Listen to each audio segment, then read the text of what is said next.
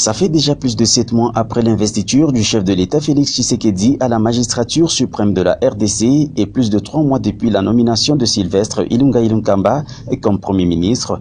Mais le peuple congolais attend impatiemment toujours l'avènement du premier gouvernement sous l'ère Tshisekedi. La première mouture de membres ministrables des deux plateformes invitées à la formation du gouvernement présentée au président de la République par le Premier ministre n'a pas été validée. Au motif, les deux regroupements en coalition pour la gestion du pays, FCC et CASH, n'ont pas pris en compte l'équilibre vieux-jeune et la représentativité féminine. Mais alors, dans plusieurs salons en République démocratique du Congo, l'impatience se fait déjà manifester.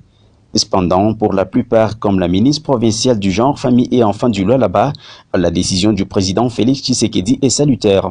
Moi, je ne fais que dire d'abord merci au chef de l'État, son Excellence Félix Antoine Tshilombo, pour la prise en compte de la cause de la femme et du cri de la femme depuis les années. Tous les chefs de l'État, ils sont les partenaires incontournables de la cause de la femme parce que ce sont eux qui signent toutes les lois par lesquelles on reconnaît la représentativité de la femme. Si aujourd'hui la liste a été retournée, cela en valait la peine. Les femmes ont milité depuis des années. Les femmes ont été à côté des hommes. On ne reçoit pas un poste parce qu'on a seulement réussi aux élections. On donne aussi des postes à ceux-là qui ont combattu, qui sont militants dans nos partis politiques. Le Congo est le pays qui a le plus grand nombre de lois et des lois fortes dans le monde.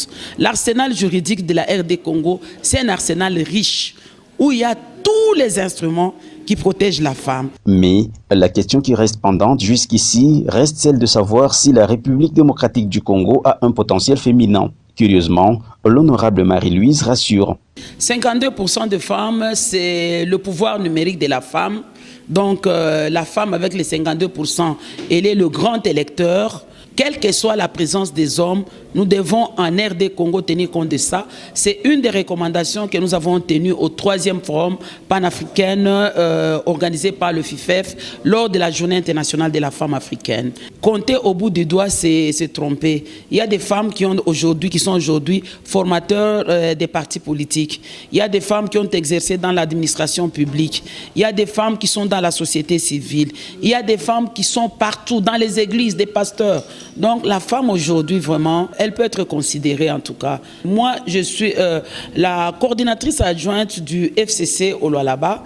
Je suis le secrétaire fédéral d'un parti politique. Là, à Kolwezi, nous avons aussi des femmes qui sont présidentes des partis, c'est-à-dire fondateurs des partis politiques. Donc, il faut tenir compte de tous ces talents-là. Il ne faut jamais négliger les talents, quel que soit où vous êtes, quelle que soit la personne que vous voulez prendre.